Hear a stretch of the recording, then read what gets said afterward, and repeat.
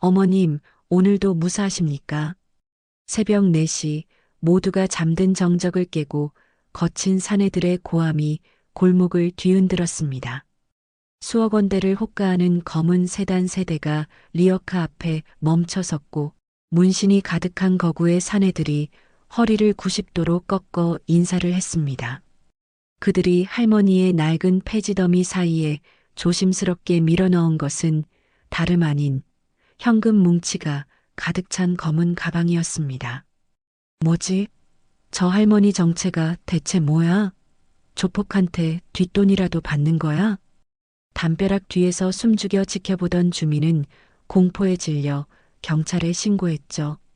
하지만 현장에 도착해 수갑을 꺼내려던 형사는 할머니와 눈이 마주치자마자 사색이 되어 굳어버렸고 인에 홀린 듯 모자를 벗어 정중히 거수 경례를 올렸습니다. 아니, 박 선생님, 대체 여기서 왜 이러고 계시는? 당황한 형사의 말이 채 끝나기도 전에 나를 아는 척하지 마라. 법대로 절차대로 밟아. 할머니가 차갑게 말했습니다. 과연 이 초라한 할머니의 진짜 정체는 무엇일까요?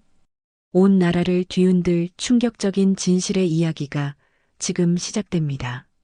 사연 시작 전 무료로 할 수 있는 구독을 눌러주시면 당신의 하루에 행운이 찾아올 거예요. 오늘의 사연 지금 시작합니다. 새벽 4시 재개발 구역의 골목은 가로등 하나 제대로 켜지지 않아 칠흑 같은 어둠에 잠겨 있었습니다. 낡은 슬리퍼 소리가 아스팔트를 긁으며 울려 퍼졌습니다. 박정순 할머니가 녹슨 리어카 손잡이를 양손으로 꽉 움켜쥐고 천천히 골목 입구로 걸어 나왔습니다. 굽은 허리 때문에 고개를 들어야 앞을 볼 수 있는 할머니의 얼굴에는 깊은 주름이 파여 있었습니다. 낡은 작업 조끼 위로 목에 두른 손수건이 바람에 살짝 흔들렸습니다. 그 순간 골목 끝에 대기하고 있던 검은색 세단 세대가 동시에 상향등을 켰습니다. 환한 불빛이 할머니의 작은 몸집을 훤히 비쳤습니다. 차 문이 하나씩 열리더니 거구의 사내들이 줄지어 내렸습니다. 모두 10명이 넘었습니다. 검은색 정장을 차려입은 사내들의 얼굴은 경건했습니다. 사내들은 할머니를 향해 일제히 허리를 90도로 꺾었습니다. 어머님, 오늘도 무사하십니까? 우렁찬 목소리가 골목 전체를 울렸습니다. 그중 가장 덩치가 큰 사내가 앞으로 나섰습니다. 최대호였습니다.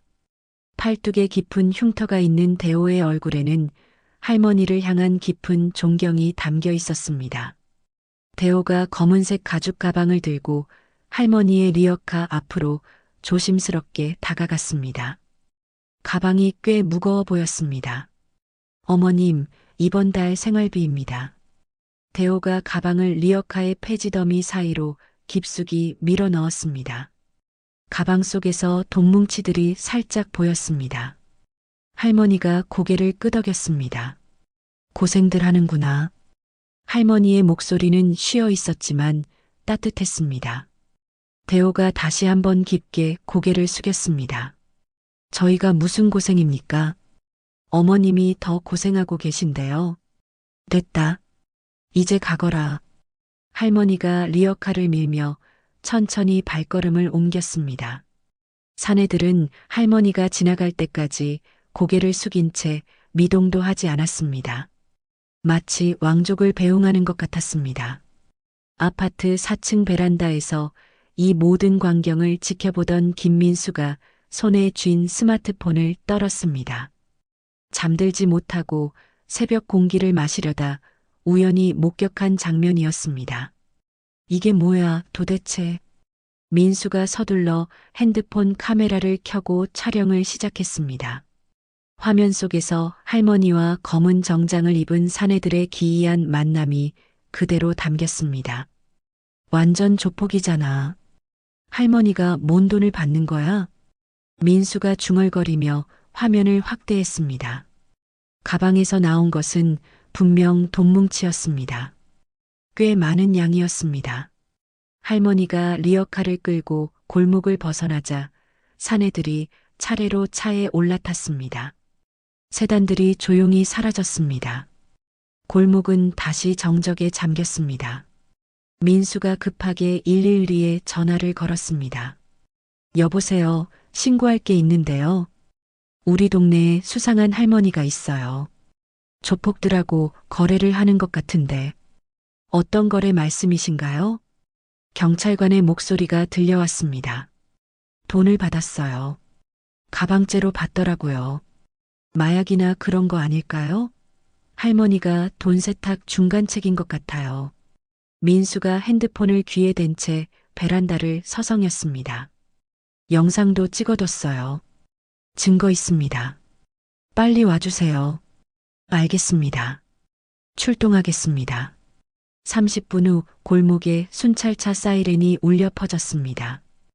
파란 불빛이 벽에 번쩍번쩍 반짝였습니다.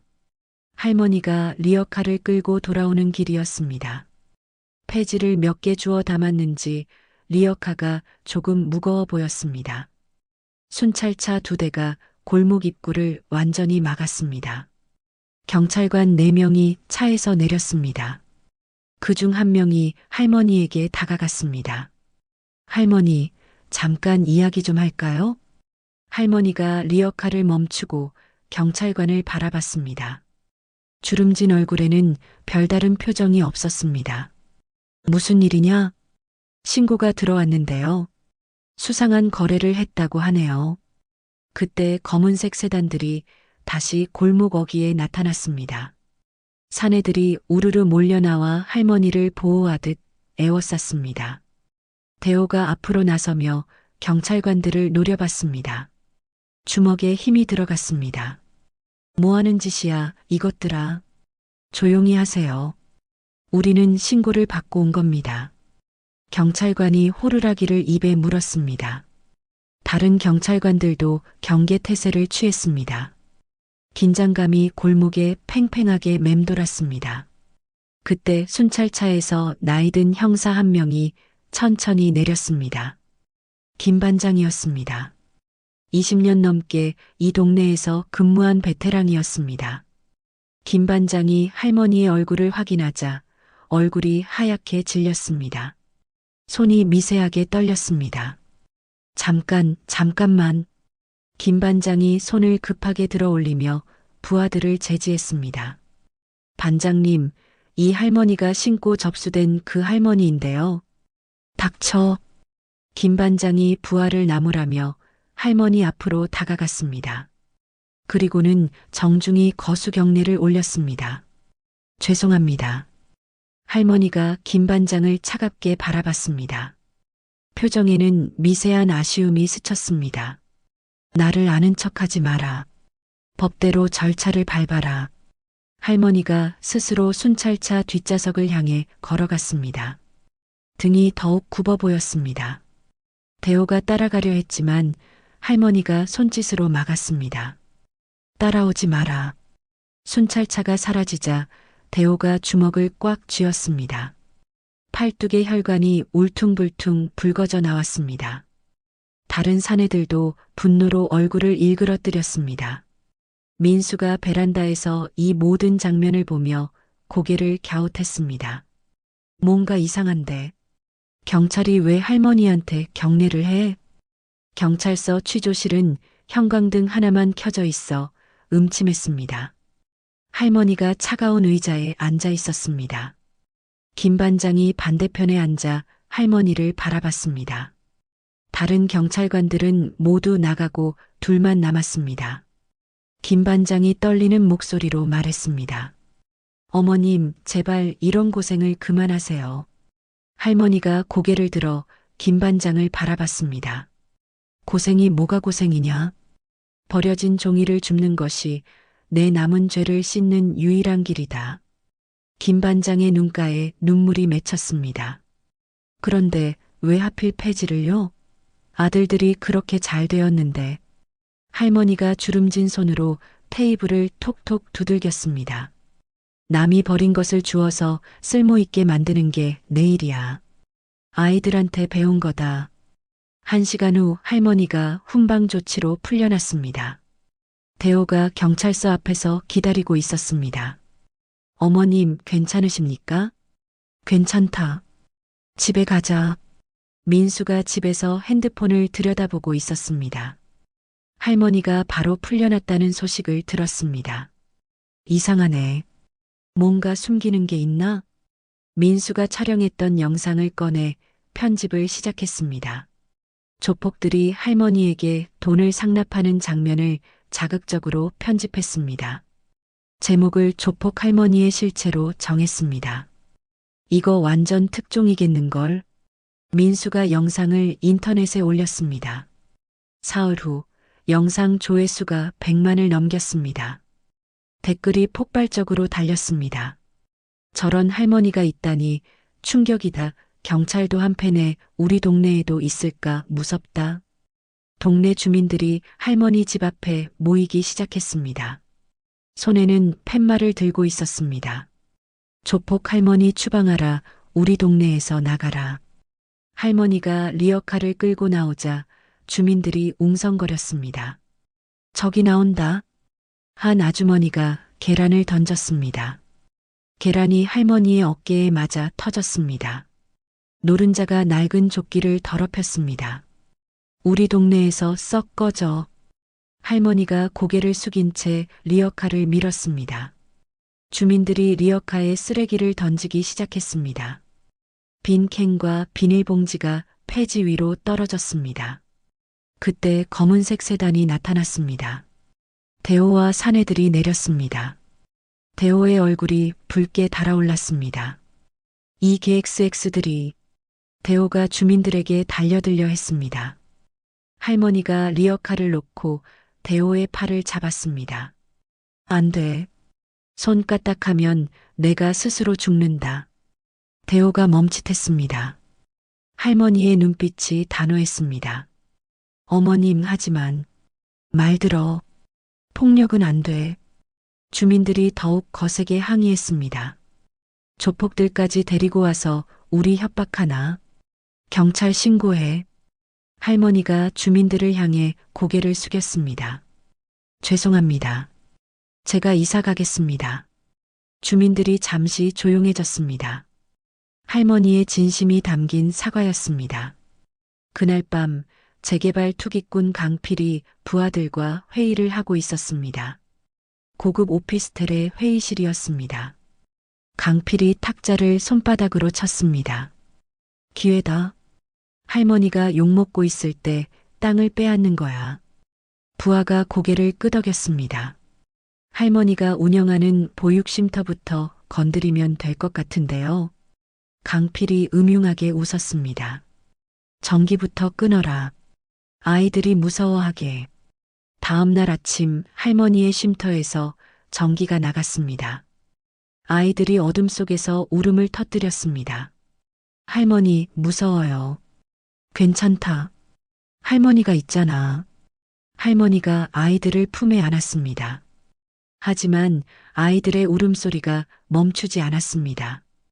강필이 쉼터 앞에 나타났습니다.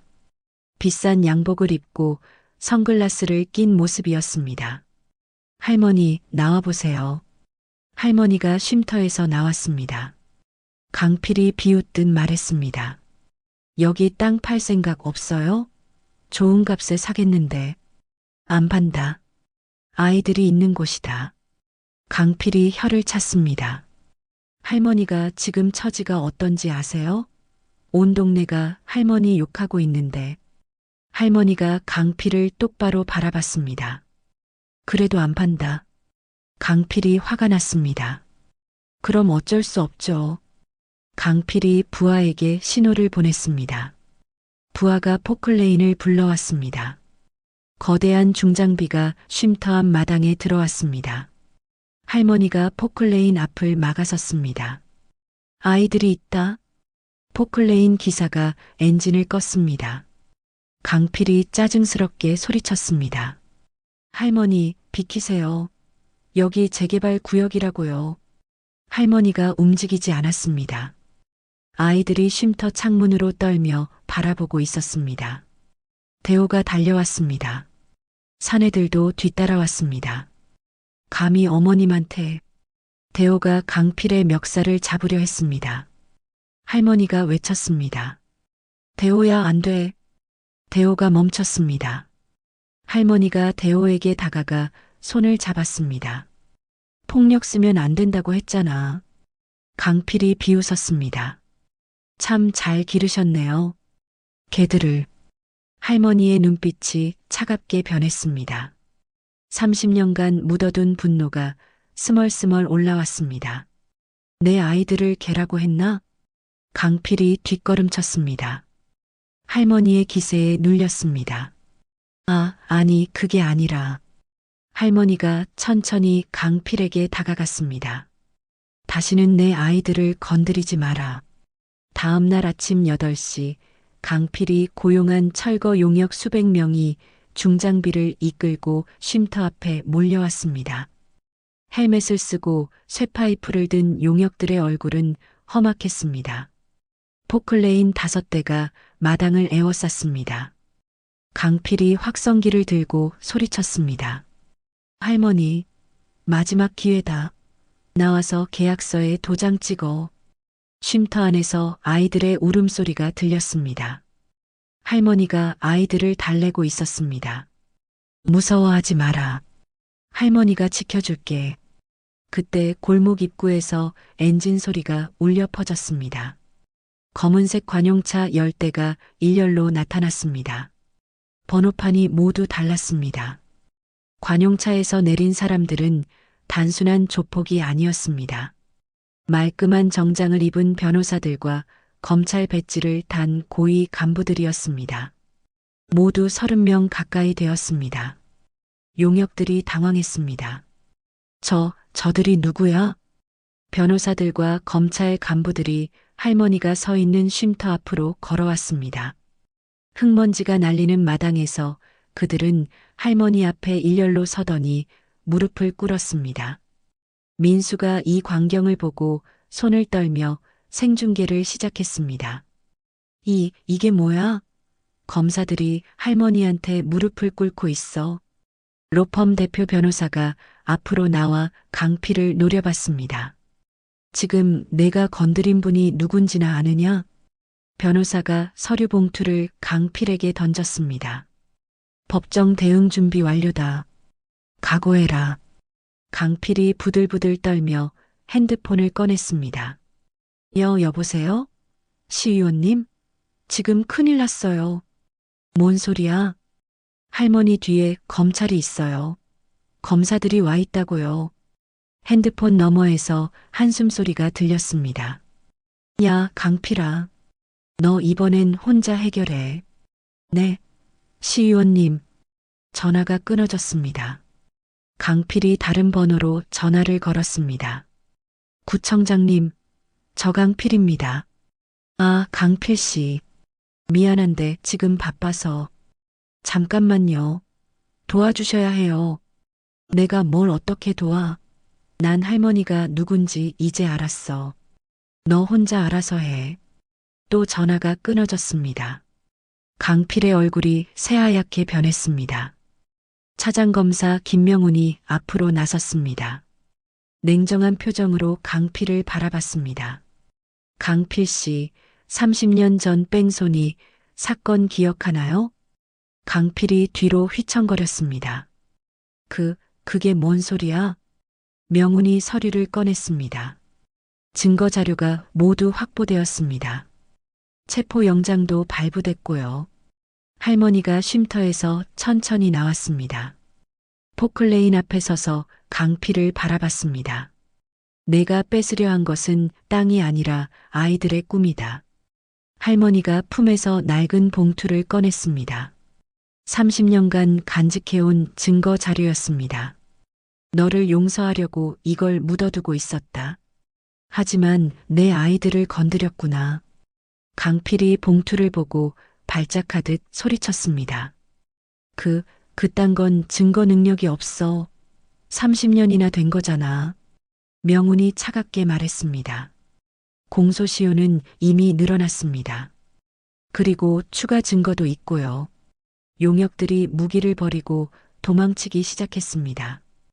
포클레인 기사들도 급히 중장비를 몰고 떠났습니다. 강필이 절망에 빠져 미친 듯이 웃었습니다. 하하, 망했다. 다 망했어. 그때 강필이 품에서 단도를 꺼냈습니다. 날카로운 칼날이 햇빛에 번뜩였습니다. 다 죽자. 다 같이 죽어. 강필이 칼을 들고 할머니에게 달려들었습니다. 대호가 몸을 날렸습니다. 할머니를 밀어내며 강필의 칼을 팔로 막았습니다. 으악! 대호의 팔에서 피가 흘렀습니다. 빨간 피가 흰 셔츠를 적셨습니다. 할머니가 대호를 안고 울부짖었습니다. 대호야, 왜 이러니? 경찰들이 달려와 강필을 제압했습니다. 수갑이 강필의 손목에 채워졌습니다. 민수가 카메라 앞에서 울먹였습니다. 시청자 여러분, 저는 진실을 전혀 모르고 있었습니다. 할머니는 아이들을 지키기 위해 모든 걸 희생하신 분이었어요. 화면에 할머니의 기부 내역이 떠올랐습니다. 30년간 받은 돈을 단 한 푼도 자신을 위해 쓰지 않고 모두 기부한 기록이었습니다. 할머니가 폐지를 주우며 번 돈까지 모두 아이들을 위해 쓰셨습니다. 저는 이런 분을 범죄자로 몰았어요. 민수가 카메라 앞에서 머리를 조아렸습니다. 할머니, 용서해 주세요. 강필이 경찰차로 끌려가며 소리쳤습니다. 할머니, 당신이 누군데? 도대체 누구냐고. 할머니가 피를 흘리는 대호를 안고 중얼거렸습니다. 이제 그만하자. 이제 다 끝났다. 사내들이 모두 무릎을 꿇고 울었습니다. 30년간 할머니를 지켜온 아들들의 눈물이었습니다. 구급차가 도착했습니다. 대호를 응급실로 옮겼습니다. 할머니가 구급차를 따라 뛰었습니다. 민수의 생중계를 보던 전 국민이 충격에 빠졌습니다. 댓글창이 사과 메시지로 가득 찼습니다. 할머니 죄송합니다. 우리가 잘못 생각했어요. 할머니를 지켜주세요. 1시간 만에 여론이 완전히 뒤바뀌었습니다. 할머니를 비난하던 사람들이 모두 참여했습니다. 병원 앞에는 할머니를 걱정하는 시민들이 몰려들기 시작했습니다. 꽃다발을 든 사람들이 줄을 이었습니다. 할머니가 병원 로비에 앉아 있었습니다. 굽은 어깨가 더욱 작아 보였습니다. 병원 수술실 앞에서 할머니가 낡은 의자에 앉아 있었습니다. 주름진 손을 꼭 쥐고 대호의 수술을 기다렸습니다. 차장검사 명훈이 할머니 옆에 조심스럽게 앉았습니다. 어머님, 최고급 병원 특실로 모셔드리겠습니다. 할머니가 고개를 저었습니다. 됐다. 상처 입은 내 새끼들이 있는 쉼터가 내 병원이다. 명훈의 눈가에 눈물이 맺혔습니다. 30년 전 굶주린 소년이었던 자신을 걷어준 할머니였습니다. 어머님, 그동안 고생 많으셨어요. 할머니가 명훈의 머리를 쓰다듬었습니다. 고생은 무슨, 너희들이 잘 자라준 게 어디야. 수술실 불이 꺼졌습니다. 의사가 나왔습니다. 수술 잘 끝났습니다. 생명에는 지장 없어요. 할머니가 깊은 한숨을 내쉬었습니다. 한편 민수는 집에서 컴퓨터 앞에 앉아 있었습니다. 자신이 올렸던 허위 영상들을 하나씩 삭제했습니다. 손가락이 떨렸습니다. 내가 뭘 한 거야? 민수가 새로운 영상을 만들기 시작했습니다. 할머니의 진실을 알리는 사과 영상이었습니다. 시청자 여러분, 저는 큰 잘못을 저질렀습니다. 할머니는 범죄자가 아니라 성인이었어요. 민수가 카메라 앞에서 눈물을 훔쳤습니다. 저는 앞으로 할머니의 쉼터를 합법적인 복지재단으로 만드는 일에 모든 걸 바치겠습니다. 영상이 올라가자마자 폭발적인 반응이 나왔습니다. 사과 댓글이 물밀듯이 올라왔습니다. 민수님 잘하셨어요. 할머니를 도웁시다. 진실을 알려줘서 고맙습니다. 동네 주민들이 할머니 집 앞에 모이기 시작했습니다. 이번엔 팻말이 아니라 사죄의 편지와 꽃다발을 들고 왔습니다. 마을 이장이 앞장섰습니다. 할머니께 큰 죄를 지었습니다. 용서해 주십시오. 주민들이 할머니 집 앞에 꽃다발을 놓기 시작했습니다. 산더미같이 쌓인 꽃들이 집 앞을 가득 메웠습니다. 할머니가 병원에서 돌아왔습니다. 대호가 팔에 붕대를 감고 할머니를 부축했습니다. 어머님, 천천히 가세요. 할머니가 집 앞 꽃바다를 보고 놀랐습니다. 이게 뭐냐? 주민들이 할머니를 보자 일제히 고개를 숙였습니다. 할머니, 죄송합니다. 아까 계란을 던졌던 아주머니가 앞으로 나왔습니다. 눈물범벅이 된 얼굴로 할머니 앞에 무릎을 꿇었습니다. 할머니, 제가 미쳤었어요. 용서해 주세요. 할머니가 아주머니를 일으켜 세웠습니다. 괜찮다. 다들 몰라서 그런 거였어. 대호가 할머니 옆에서 속삭였습니다. 어머님, 정식 고물상 부지를 샀습니다. 선물이에요. 할머니가 놀란 표정을 지었습니다. 부지를 샀다고? 네. 이제는 숨어서가 아니라 당당하게 어머님 리어카를 도와드리겠어요. 대호가 할머니에게 부지 등기부등본을 건넸습니다. 할머니의 이름으로 되어 있었습니다. 할머니가 종이를 보며 미소를 지었습니다. 고맙다, 아들아. 그때 민수가 달려왔습니다. 손에는 두꺼운 서류 뭉치를 들고 있었습니다. 할머니, 복지재단 설립 서류 다 준비했어요. 민수가 서류를 할머니에게 보여주었습니다. 정순의 집 복지재단이에요. 합법적으로 아이들을 도울 수 있어요. 할머니가 서류를 넘겨보았습니다. 내가 이 모든 걸 준비했나? 네. 제가 저지른 잘못을 이렇게라도 갚고 싶어요. 할머니가 민수의 손을 잡았습니다. 고맙다, 아이야. 명훈이 할머니에게 다가왔습니다. 손에는 큰 수표를 들고 있었습니다. 어머님, 저희 형제들이 모은 기부금입니다. 정식 보육원을 지으세요. 할머니가 수표의 금액을 보고 깜짝 놀랐습니다. 100억 원이었습니다. 이런 큰 돈을 어떻게 해? 저희가 번 돈은 모두 어머님 덕분이에요. 당연히 어머님께 드려야죠. 할머니가 수표를 받으며 눈물을 흘렸습니다. 너희들이 이렇게 자랐구나. 그날 저녁 동네 상인들이 할머니를 찾아왔습니다. 과거 할머니에게 무례했던 사람들이었습니다. 떡집 아저씨가 앞장서서 말했습니다. 할머니, 앞으로 아이들 급식은 저희가 담당하겠습니다. 무료로 해드릴게요. 저희도 도와드리고 싶어요. 할머니가 상인들을 바라보며 고개를 끄덕였습니다. 고맙다. 함께 아이들을 키우자. 마을 전체가 할머니를 중심으로 하나가 되어가고 있었습니다. 며칠 후 변호사 김진우가 찾아왔습니다. 명훈의 형이었습니다. 어머님, 강필에게 사기당할 뻔한 주민들 무료 변호해드리겠습니다. 그럴 필요 없다. 아니에요. 저도 어머님 아들이잖아요. 할머니가 진우의 어깨를 두드렸습니다. 착한 아이로 자랐구나. 민수가 새로운 프로젝트를 시작했습니다. 할머니의 일생을 담은 다큐멘터리 위대한 유산이었습니다. 할머니의 이야기를 온 세상에 알리고 싶어요. 할머니가 리어카 손잡이를 잡으며 말했습니다. 세상에 버려진 것은 아무것도 없다.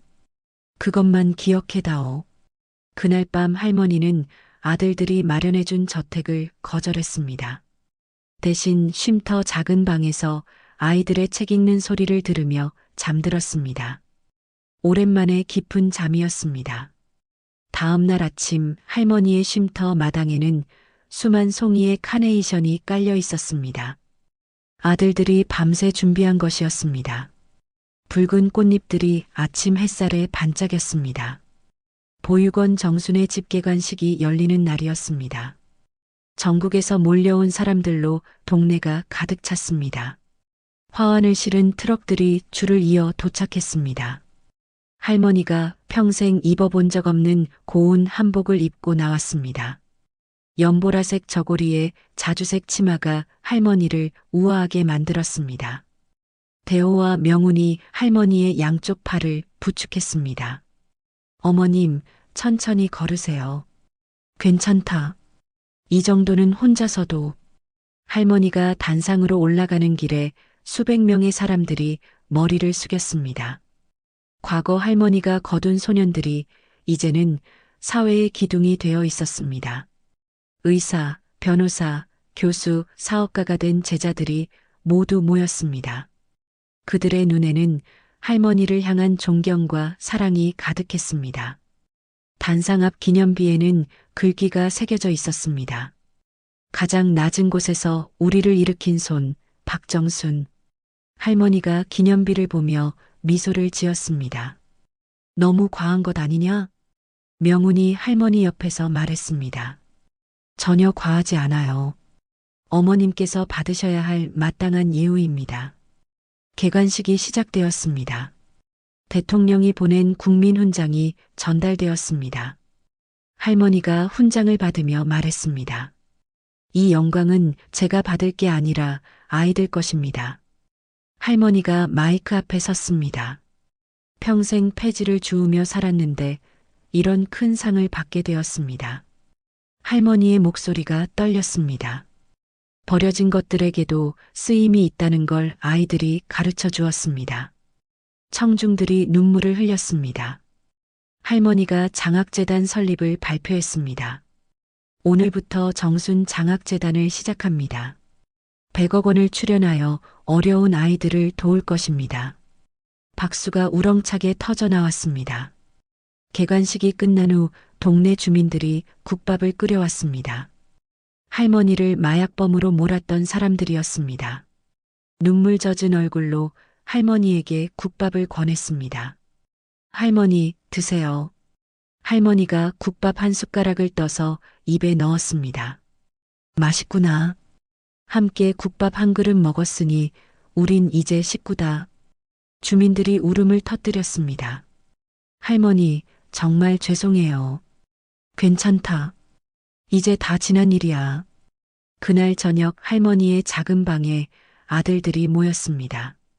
대호와 명운이 할머니의 무릎에 머리를 댔습니다. 어린 시절처럼 자장가를 불러달라고 했습니다. 자장자장 우리 아가 별님이 뜨네요. 할머니의 쉰 목소리가 방안을 채웠습니다. 아들들이 잠든 아이처럼 편안한 표정을 지었습니다. 할머니가 아들들의 머리를 쓰다듬었습니다. 잘 자랐구나. 정말 잘 자랐어. 민수의 다큐멘터리 위대한 유산이 완성되어 전 세계로 수출되었습니다. 할머니의 이야기가 온 세계 사람들의 가슴을 울렸습니다. 보육원 로비에는 할머니의 낡은 리어카가 전시되었습니다. 희망의 수레라는 명패가 달려 있었습니다. 아이들이 리어카를 보며 할머니의 이야기를 들었습니다. 할머니가 이 수레로 우리를 지켜주셨단다. 할머니가 아들들에게 말했습니다. 세계 여행은 됐다. 아이들과 동네 공원 산책하는 게 더 좋겠어. 다음 날 할머니는 아이들과 함께 공원을 걸었습니다. 길가에 버려진 캔 하나를 주워서 주머니에 넣었습니다. 할머니, 왜 그걸 주워요? 습관이야. 버려진 것도 쓸모가 있거든. 감옥에 있는 강필에게 할머니의 탄원서가 전달되었습니다. 대호를 찌른 이를 용서한다는 내용이었습니다. 강필이 탄원서를 읽고 법정 바닥에서 오열했습니다. 할머니, 죄송합니다. 제가 미쳤었어요. 할머니는 자신 없이도 아이들이 잘 살 수 있는 터전을 만들었다며 안도했습니다. 노을이 지는 저녁 할머니가 보육원 마당에 앉아 있었습니다. 아들들과 주민들이 할머니를 둘러쌌습니다. 할머니가 하늘을 바라보며 중얼거렸습니다. 참 좋은 인생이었다. 할머니의 얼굴에 평화로운 미소가 떠올랐습니다. 30년간 품어온 모든 걱정이 사라진 순간이었습니다. 개관식의 환희가 채 가시기도 전 할머니가 갑자기 기침을 시작했습니다. 손수건에 빨간 피가 묻어났습니다. 할머니가 휘청거리며 쓰러졌습니다. 어머님, 대호가 달려가 할머니를 안았습니다. 할머니의 얼굴이 하얗게 질려 있었습니다. 괜찮다. 그냥 좀 어지러울 뿐이야. 명훈이 급히 병원에 전화를 걸었습니다. 응급실로 갑시다. 지금 당장요. 병원에서 정밀 검사를 받은 할머니는 충격적인 진단을 받았습니다. 의사가 아들들을 따로 불렀습니다. 다발성 장기부전입니다. 평생의 고된 노동으로 몸이 견디지 못하는 거예요. 대호가 의사의 팔을 잡았습니다. 치료하면 되잖아요. 돈은 얼마든지. 의사가 고개를 저었습니다. 노안과 겹쳐서 현대의학으로는 어렵습니다. 임종을 준비하셔야 할 것 같아요. 명훈이 벽에 주먹을 쳤습니다. 그런 소리 하지 마세요. 한편 감옥에서 강필의 잔당들이 몰래 회의를 하고 있었습니다. 두목이 신문을 펼쳤습니다. 할머니가 쓰러졌다는데? 기회다. 보육원 재산을 가로챌 수 있겠네요. 서류 조작부터 시작하자. 잔당 중 하나가 보육원 근처에서 정찰을 시작했습니다. 아이들의 일과를 파악하고 침입 경로를 찾았습니다. 다음 날 밤 잔당들이 보육원에 잠입했습니다. 경비가 허술한 틈을 노렸습니다. 아이들이 잠들어 있는 방에 들어간 잔당이 큰 소리로 외쳤습니다. 다 일어나.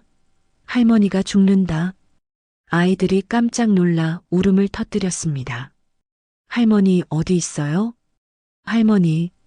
잔당이 휴대폰을 꺼내 영상을 찍기 시작했습니다. 할머니는 가짜였어. 조폭 할머니였다고. 가짜 뉴스를 만들어 퍼뜨리려는 계획이었습니다. 병원에 있던 할머니가 간신히 몸을 일으켰습니다. 호흡기를 떼어내려고 했습니다. 아이들에게 가야 한다. 간호사가 말렸습니다. 안 돼요. 위험해요. 할머니가 간호사의 손을 뿌리쳤습니다. 내 아이들이 위험하다고. 대호가 할머니를 진정시켰습니다. 어머님, 제가 가서 해결하겠습니다. 대호가 주먹을 불끈 쥐었습니다. 연장을 들고 나가려 했습니다. 할머니가 대호의 손을 잡았습니다. 마지막 힘을 다해 말했습니다. 피를 묻히면 내 인생은 다시 지옥이 된다. 나를 위해 참아라. 대호의 눈에서 눈물이 흘렀습니다. 하지만 어머님, 폭력은 안 된다고 했잖아. 그때 잔당들이 병원 로비까지 들이닥쳤습니다. 큰 소리로 떠들며 소란을 피웠습니다. 조폭 할머니 어디 있어? 가짜 성인 나와. 언론사들도 몰려들었습니다. 자극적인 보도를 위해 병원 주변에 드론을 띄웠습니다. 할머니의 혈압이 급격히 떨어졌습니다. 심전도 모니터에서 경고음이 울렸습니다. 피압 떨어져요. 의료진이 달려왔습니다. 할머니의 상태가 위급했습니다. 명훈이 전화기를 들고 고민했습니다. 아이들을 구하러 가야 할지, 할머니 곁을 지켜야 할지 몰랐습니다. 민수가 병원에 달려와 라이브 방송을 켰습니다. 떨리는 목소리로 말했습니다. 시청자 여러분, 할머니가 위험합니다. 악당들이 아이들을 위협하고 있어요. 방송을 보던 시민들이 분노했습니다. 할머니를 건드리지 마. 아이들을 지켜야 해. 할머니의 호흡이 가빠졌습니다. 의식이 흐려지기 시작했습니다. 대호가 할머니의 손을 꽉 잡았습니다. 어머님, 버티세요. 할머니가 미약한 목소리로 말했습니다. 아이들만은. 그때 병원 밖에서 거대한 함성 소리가 들렸습니다. 무언가 큰 변화가 시작되고 있었습니다. 민수가 창문으로 달려가 밖을 내다봤습니다. 이게 뭐야? 병원 밖에 수천 명의 시민들이 몰려들고 있었습니다. 손에는 촛불과 팻말을 들고 있었습니다. 할머니를 지키자, 아이들을 보호하자. 시민들의 자발적인 움직임이 시작된 것이었습니다. 할머니의 위독 소식과 악당들의 행패가 실시간으로 퍼지자 전국 곳곳에서 시민들이 움직이기 시작했습니다. 병원을 향해 달려온 수천 명의 사람들이 건물을 둘러쌌습니다. 그들은 팔짱을 끼고 인간 방패를 형성했습니다. 할머니를 지키자. 악당들은 물러가라. 시민들의 함성이 병원 전체를 뒤흔들었습니다. 잔당들이 병원 로비에서 떨며 뒷걸음쳤습니다. 저 사람들 뭐야? 도망가자. 한편 보육원에서는 할머니의 가르침을 받고 인근에서 폐지를 줍던 노인들이 리어카로 입구를 막고 있었습니다. 할머니와 같은 낡은 조끼를 입은 노인들이었습니다. 할머니 아이들 건드리면 안 돼. 노인들이 지팡이를 들고 잠입한 잔당들을 막아섰습니다. 경찰이 올 때까지 버텨내겠다는 각오였습니다. 감옥에 있던 강필이 부하들에게 전화를 걸었습니다. 면회실 전화기를 붙잡고 소리쳤습니다. 그만해. 더 이상 죄를 짓지 마라. 형님 하지만 그분은 건드리지 마라. 명령이야. 강필의 목소리에 절박함이 담겨 있었습니다. 할머니의 선함을 뒤늦게 깨달은 것이었습니다. 명운이 긴급 법원 명령을 받아냈습니다. 보육원 부지를 국가보호시설로 지정한 것이었습니다. 잔당들의 모든 자금을 동결시켰습니다. 악당들이 더 이상 활동할 수 없게 된 것이었습니다. 병원 로비로 들어온 잔당 우두머리가 시민들의 함성을 들으며 다리가 후들거렸습니다. 이런 게 아니었는데. 시민들이 로비로 몰려들었습니다. 잔당이 무기를 버리고 바닥에 주저앉았습니다. 항복할게요. 항복합니다. 경찰이 달려와 잔당들을 체포했습니다. 수갑이 차가운 소리를 내며 채워졌습니다. 할머니가 기적적으로 의식을 되찾았습니다. 흐릿한 눈으로 곁에 있는 아들들을 바라봤습니다. 미워하지 마라. 그들도 배가 고파 그랬을 뿐이다. 할머니의 목소리는 여전히 자애로웠습니다. 원수조차 용서하는 마음이었습니다. 대호가 할머니의 손을 잡고 울었습니다. 어머님, 저희가 복수 대신 화해를 선택하겠습니다. 명운도 고개를 끄덕였습니다. 강필의 잔당들에게도 자립의 기회를 주겠어요. 할머니가 미소를 지었습니다. 그래야 한다. 그게 내 바람이야. 간호사가 따뜻한 국밥을 가져왔습니다. 아들들이 끓여온 것이었습니다. 할머니가 국밥 냄새를 맡으며 눈을 감았습니다. 향이 좋구나. 병원 밖 시민들이 할머니의 쾌유를 빌며 촛불을 켰습니다. 수만 개의 작은 불빛이 어둠을 밝혔습니다. 촛불들이 할머니의 병실 창문을 따뜻하게 비쳤습니다. 할머니가 창문으로 스며드는 빛을 보며 환하게 웃었습니다. 참 아름답구나. 모든 위협이 사라지고 평화가 찾아왔습니다. 할머니의 가르침이 온 나라에 퍼져나갔습니다. 새벽이 되자 할머니의 상태가 안정되었습니다. 아들들이 모두 할머니 곁에 모였습니다. 할머니가 아들들의 손을 하나하나 잡았습니다. 고맙다. 너희들이 있어서 행복했어. 대호가 할머니의 손에 입을 맞췄습니다. 저희야말로 어머님 덕분에 사람이 되었어요. 명운이 말했습니다. 어머님께서 가르쳐 주신 사랑을 세상에 전하겠습니다. 할머니가 깊은 숨을 쉬었습니다. 30년간 품어온 걱정이 모두 사라진 것 같았습니다. 이제 마음이 편하다. 할머니가 마치 깊은 잠에 들듯 조용히 눈을 감았습니다. 아들들이 할머니의 손을 꼭 잡고 있었습니다. 할머니의 얼굴에는 평안한 미소가 떠올라 있었습니다. 일주일 후 할머니의 장례식이 대한민국 사회장으로 치러졌습니다. 장례식장 입구부터 마을 끝까지 수십만 명의 추모객이 검은 리본을 달고 줄지어 섰습니다. 온 나라가 할머니를 보내드리기 위해 모인 것이었습니다. 영정사진 속 할머니는 낡은 조끼를 입고 리어카에 기대어 환하게 웃고 있었습니다. 세상을 다 가진 듯한 미소였습니다. 그 옆에는 시대의 어머니라는 헌사가 새겨진 금빛 명패가 놓였습니다. 운구차가 출발하자 대호를 비롯한 수천 명의 제자들이 길 양옆에 길게 늘어섰습니다. 모든 사람이 90도로 허리를 숙였습니다. 어머님, 고생 많으셨습니다. 사랑합니다. 통곡하는 소리가 하늘까지 울려 퍼졌습니다. 할머니의 관 뒤를 따르는 것은 수백 대의 고급 세단이 아니었습니다. 할머니와 함께 폐지를 줍던 동료 노인들의 낡은 리어카들이 줄을 이었습니다. 바퀴가 삐걱거리는 소리가 애절했습니다. 민수가 카메라를 들고 이 장면을 담았습니다. 눈물로 범벅이 된 얼굴로 중계했습니다.